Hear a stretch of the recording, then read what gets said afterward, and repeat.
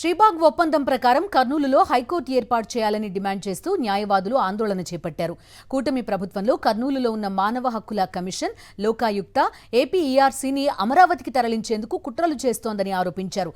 High court bench ఏర్పాటు చేస్తామని మరోసారి కర్నూలు ప్రజలను మోసం చేస్తున్నారని మండిపడ్డారు. కూటమి ప్రభుత్వ తీరును నిరసిస్తూ కర్నూలు బార్ అసోసియేషన్ కార్యాలయం ఎదుట న్యాయవాదులు నిరసన చేపట్టారు. న్యాయవాదుల ఆందోళనకు సంబంధించిన మరింత సమాచారం కర్నూలు నుంచి మా ప్రతినిధి లోకేష్ అందిస్తారు. కర్నూలులో హైకోర్టు బెంచ్తో పాటు ఇక్కడున్న ఏపీఆర్సీని తరలించడంపై న్యాయవాదులంతా వ్యతిరేకిస్తున్నారు. ఇటువంటి నిర్ణయం తీసుకున్న కూటమి ప్రభుత్వం మరొకసారి ఆలోచించాలంటూ న్యాయవాదులంతా డిమాండ్ చేస్తున్న పరిస్థితి. ఈ అంశంపై మాట్లాడేందుకు మనతో పాటు న్యాయవాదులు ఉన్నారు, వారితో మాట్లాడే ప్రయత్నం చేద్దాం. చెప్పండి, అసలు మీ యొక్క డిమాండ్ ఏంది? ప్రత్యేక తెలంగాణ ఏర్పడిన తర్వాత క్యాపిటల్ కర్నూలుకే రావాలా.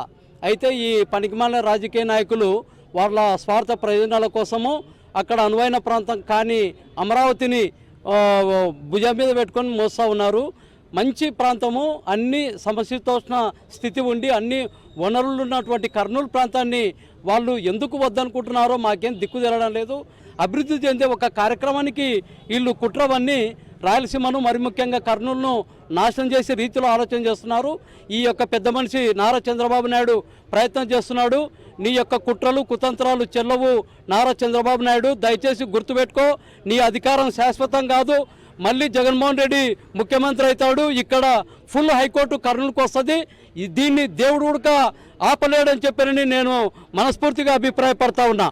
శ్రీబాగు ఉడంబడిక ప్రకారము ఆనాడు ఏదైతే ఉందో అప్పుడు కర్నూలు రాజధానిగా ఉన్నటువంటి ప్రాంతం గుంటూరు హైకోర్టు ఉంది. మరి ఇప్పుడు సమతుల్యత చేయాల్సినటువంటి బాధ్యత గౌరవ ముఖ్యమంత్రి గారిపైన ఉన్నది.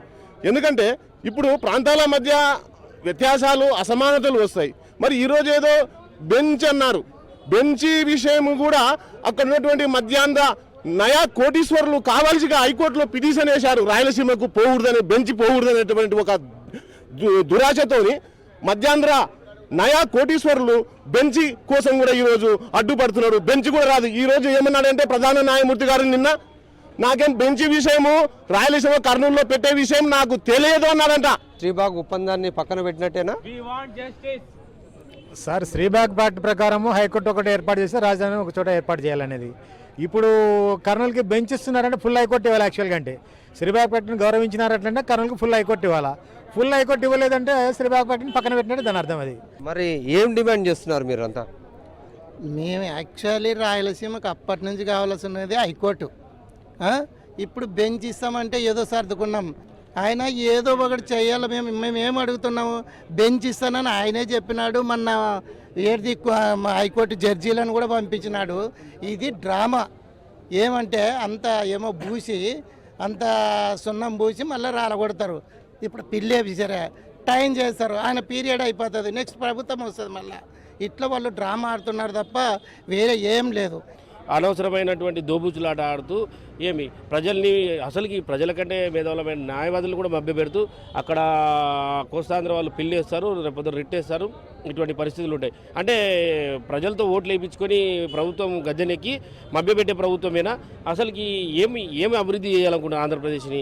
రాయలసీమని పూర్తిగా వెనుకబడిన ప్రాంతం అంటే ఇంకా పూర్తిగా వెనుకబడిన ప్రాంతంగా తయారు చేసి గత స్థితి ఏదైతుందో ఆ స్థితి కంటే మరీ విహీనంగా తయారు చేసే పరిస్థితి ఏర్పడింది. కాబట్టి కర్నూలుకు ఖచ్చితంగా హైకోర్టును కేటాయించాలా. పూర్తి స్థాయిలో ఫుల్ హైకోర్టే వచ్చే విధంగా కూడా మేము డిమాండ్ చేస్తున్నాం.